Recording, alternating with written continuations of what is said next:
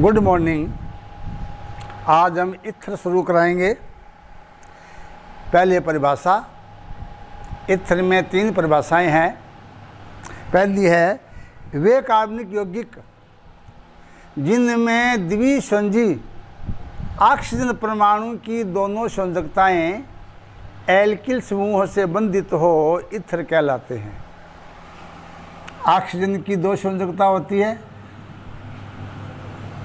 दोनों के एल्किल समूह उपस्थित हो ROR या ROR डैश, यानी कि CH3O CH3 डाइमेथिल ईथर। ये सामान्य ईथर है, ये ईथर का उदाहरण है। डाइमेथिल ईथर, डाइएथिल ईथर,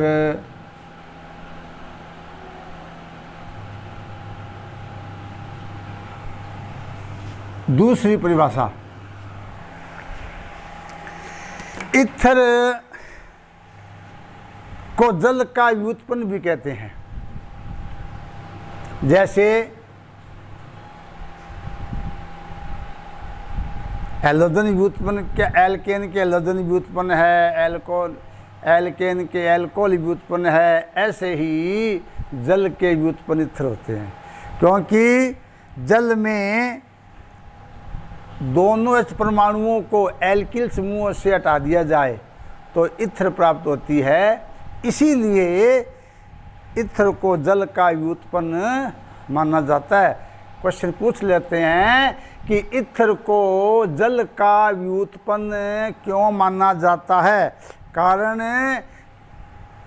क्योंकि जल की दोनों हाइड्रोजन परमाणुओं को जल के दोनों H परमाणुओं के स्थान पर एल्किल समूह उपस्थित होते हैं या प्रतिस्थापित कर दिए जाते हैं तो ईथर प्राप्त होती है। ये जल होता है HOH जल। अब इसमें H को हम एल्किल समूह के द्वारा प्रतिस्थापित कर दें तो क्या कहलाते हैं? जल का व्युत्पन्न। और तीसरी परिभाषा है ईथर को एल्कोहल का एनहाइड्राइड भी कहते हैं। तीसरी परिभाषा है एल्कोहल के एनहाइड्राइड।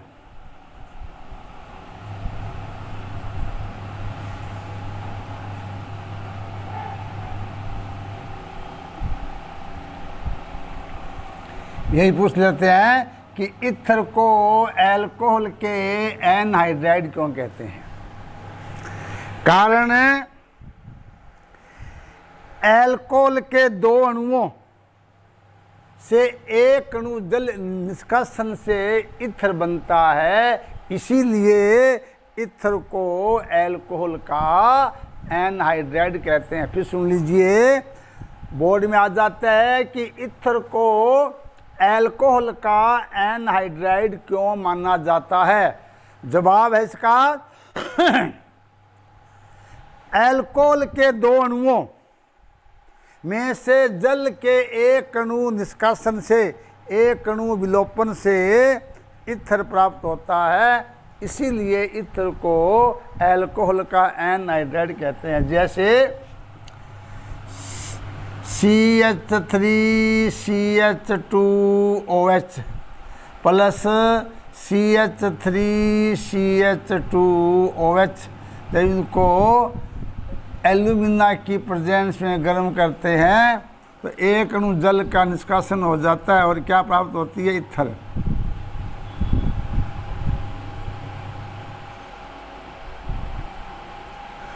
ये 3 ईथर की परिभाषाएं हैं। अब है ईथर का वर्गीकरण। ईथर का पहला था परिभाषा, दूसरा है वर्गीकरण।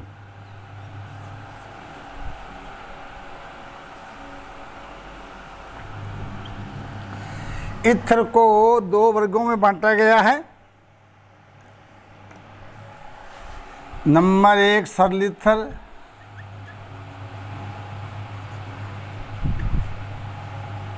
और नंबर 2 मिश्रित ईथर।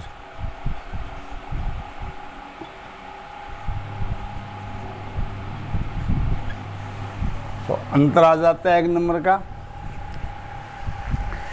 सरल ईथर का मतलब ये होता है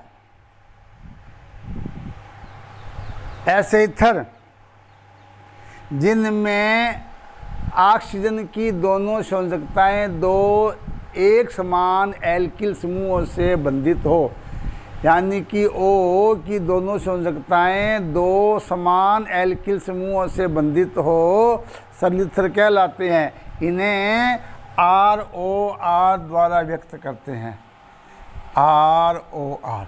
जैसे dimethyl ether, diethyl ether,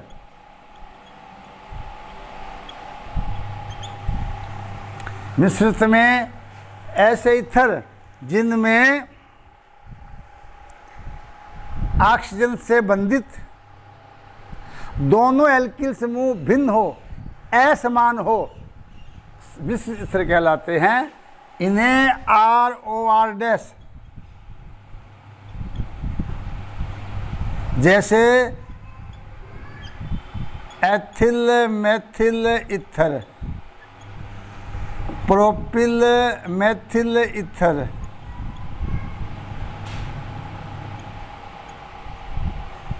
propyl ethyl ether. तो ये सरल और मिश्रित ईथर है। इनमें भी आपको अंतर पूछ लेते हैं, या पूछ लिया सामान्य ईथर का सूत्र क्या है, मिश्रित के ईथर का सूत्र क्या है, ये है। इसके बाद आता है थर्ड पॉइंट, ईथर का सामान्य सूत्र। तो CnH2n+1O या CnH2n+2O। और ये पहले हमने बता दिया है कि ईथर और एल्कोहल का सामान्य सूत्र एक समान ही होता है, इसीलिए ईथर है वो एल्कोहल के समायोगी होते हैं। अब आता है ईथर का नामकरण।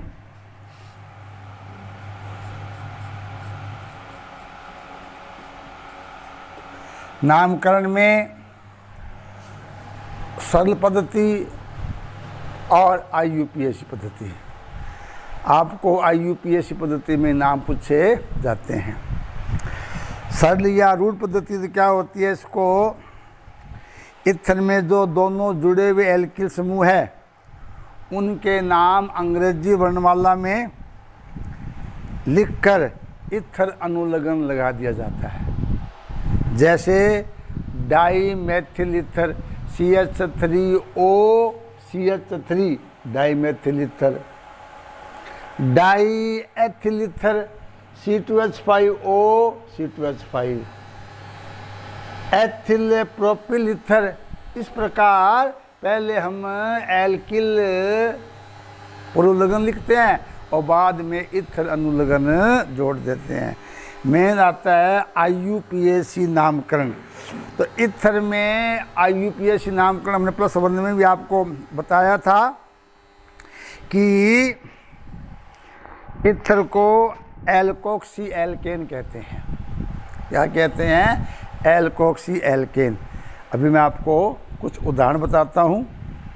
आपके 3-4 सूत्र है, एक आधा बोर्ड में आ जाता है। एक तरफ लेता हूँ मैं अणुसूत्र, संरचना, रूढ़ नाम, IUPAC नाम। पहले अणुसूत्र।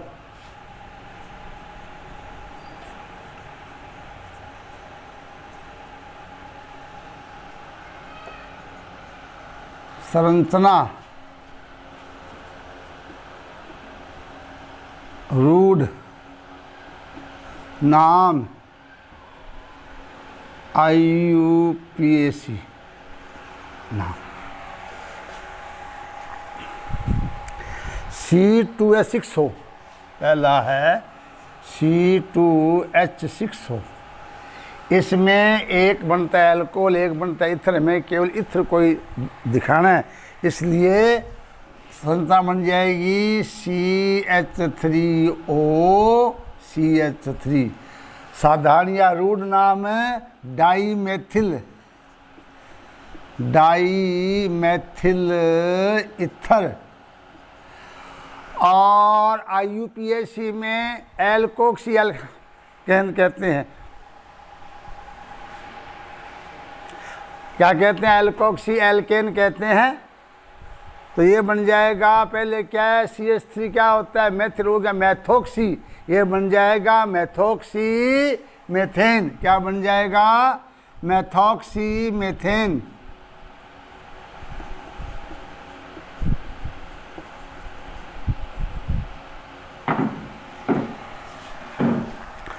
दूसरा है C3H8O। अब इसमें दो समायोगी एल्कोहल के बनते हैं, एक बनता है इथर का। हमें केवल इथर का ही समायोगी देना है। तो C3H8O में क्या बनेगा? एक ही समायोगी बनेगा। क्या बनेगा? एथिल मेथिल इथर, यानी कि CH3CH2OCH3 ethyl methyl ether. Root नाम क्या है? क्योंकि अंग्रेजी की वर्णमाला में पहले एल्किल को लेते हैं। पहले क्या? Ethyl methyl ether, ethyl methyl ether. और IUPAC में क्या हो जाएगा? इसको बोलेंगे मेथॉक्सी, मेथॉक्सी एथेन। यह बन जाएगा मेथॉक्सी एथेन।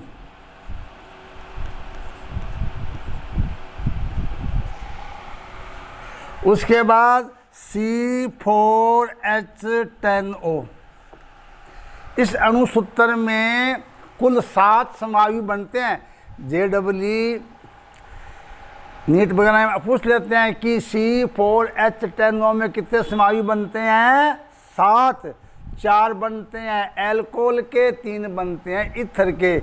एल्कोहल के आपको ध्यान होगा 1 butanol, 2 butanol, 2 methyl, 1 propanol, 2 methyl, 2 propanol.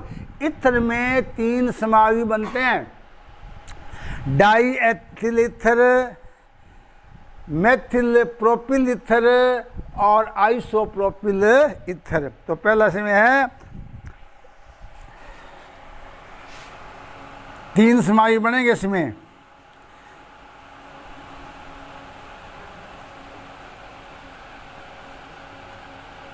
Die ethyl ether, die ethyl ether. और IUPAC में क्या बन जाएगा? एथोक्सी एथेन, एथोक्सी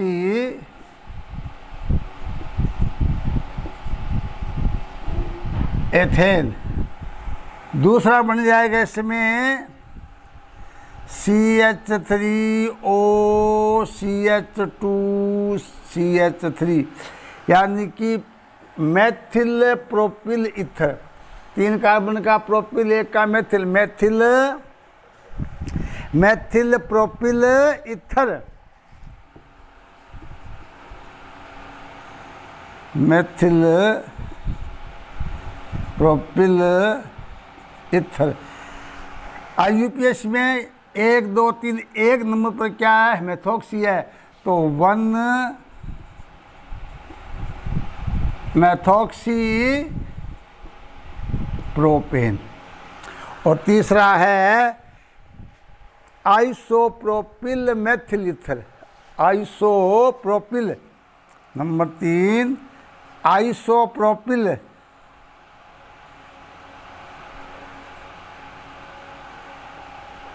देखिए ये आइसोप्रोपिल है, ये मेथिल है, तो ये बन गया आइसोप्रोपिल।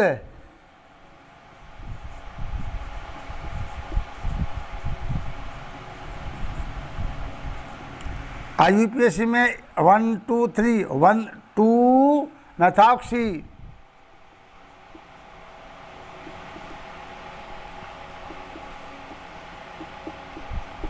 प्रोपेन। तो ये थे एक समूह लास्ट में C7H8O। इसमें 4 बनते हैं, 3 बनते हैं फिनोल के समाई, आर्टोक्रिसोल, मेटाक्रिसोल, पैराक्रिसोल और बेंजिल एल्कोहल। लेकिन इथर में एक ही बनता है, वो methyl phenyl ether C6H5OCH3 methyl phenyl ether. इसको कहते हैं एनिसोल। क्या कहते हैं? एनिसोल या मैथिल फेनिल इथर। और IUPAC क्या बन जाएगा? मेथॉक्सीफिनोल। इसको एनिसोल बोल देते हैं, एनिसोल। IUPAC में मेथॉक्सी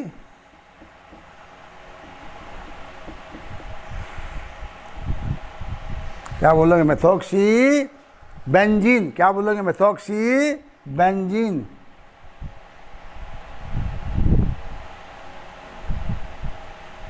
तो ये परीक्षा में ये मोस्टली आ जाता है। इसका आपको सामान्य नाम दिया होगा, सूत्र और IUPAC नाम देना होता है। तो ये थे इथर में सामान्य बातें। कौन कौन सी? इथर की परिभाषा, 3 परिभाषा बताई मैंने आपको, वर्गीकरण, सामान्य सूत्र और नामकरण। अब आता है सेकंड पॉइंट, इथर बनाने की प्रयोगशाला विधि। प्रयोगशाला विधि, औद्योगिक विधि,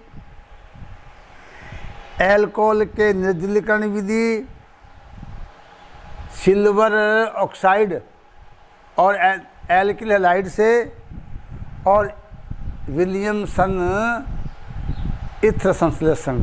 पहली विधि है प्रयोगशाला विधि। इसे विलियमसन सतत इथरीकरण भी कहते हैं। इसी के नाम से आती है, इसकी समीकरण भी आती है। इसमें इसका उपकरण महत्वपूर्ण है। हो सकता है बोर्ड में इस बार इसका नामांकित चित्र और दोनों अभिक्रियाओं के समीकरण आ जाए। तो पहली है प्रयोगशाला विधि।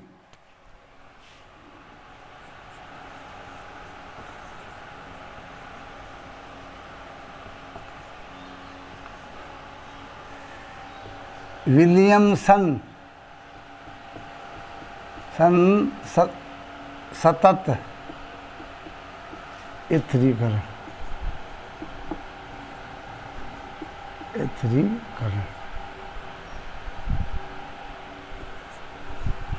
पहले है इसमें नंबर 1 समीकरण।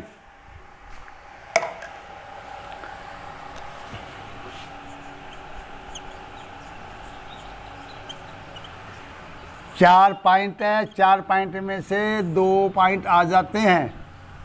समीकरण में 2 समीकरण होगी कि जब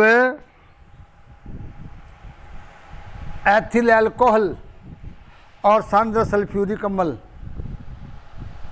को गर्म करते हैं तो 373 डिग्री सेंटीग्रेड पर एथिल हाइड्रोजन सल्फेट बनता है, जो एथेनॉल के आधिक्य में 413 केल्विन पर इथर में परिवर्तित हो जाता है। मेन इसमें 2 अभिक्रियाएं हैं। पहली क्रिया ये इसमें एथिल अल्कोहल और सांद्र सल्फ्यूरिक अम्ल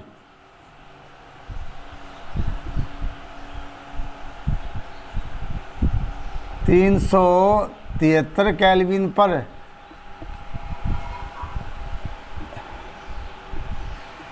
एथिल हाइड्रोजन सल्फेट देते हैं, जो एथेनॉल के आधिक्य में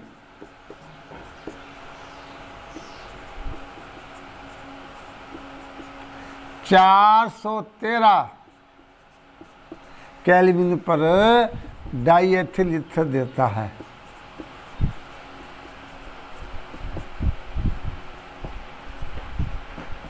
ये तो इसकी दोनों अभिक्रियाएं।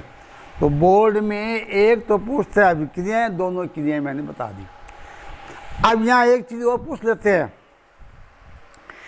कि सल्फ्यूरिक अम्ल वापस उत्पाद में परिवर्तित हो जाता है। इसका मतलब सल्फ्यूरिक अम्ल की थोड़ी सी मात्रा अधिक मात्रा को एल्कोहल को ईथर में परिवर्तित कर देती है। इस हिसाब से ये लगातार क्रिया चलते ईथर बनता है। नाम दिया गया विलियमसन सतत ईथर। लेकिन वास्तव में ऐसा नहीं है। इस क्रिया में समय समय पर सांद्र सल्फ्यूरिक अम्ल का उपयोग करना पड़ता है। इसके दो कारण हैं। पहला क्या है कि एथेनॉल जब ईथर बनता है तो सांद्र सल्फ्यूरिक अम्ल क्या हो जाता है, डाइल्यूट तनु। क्योंकि जब ये बनेगा इसमें जल बनता है, जल क्या करता है, सल्फ्यूरिक अम्ल को डाइल्यूट कर देता है, यानी तनु कर देता है। नंबर 2, जब कुछ भाग इसका जो अम्ल है एल्कोहल के ऑक्सीकरण में परिवर्तित हो जाता है। इससे क्या है, सल्फ्यूरिक अम्ल SO2 में अपघटित हो जाएगा, कुछ मात्रा वो कम हो जाएगी। इसीलिए इसको समय समय पर सल्फ्यूरिक अम्ल को मिलाना पड़ता है। यद्यपि नाम क्या दिया गया है, विलियमसन सतत ईथरीकरण। वास्तव में सतत ईथरीकरण के लिए हमें समय समय पर सल्फ्यूरिक अम्ल की मात्रा मिलानी पड़ती है।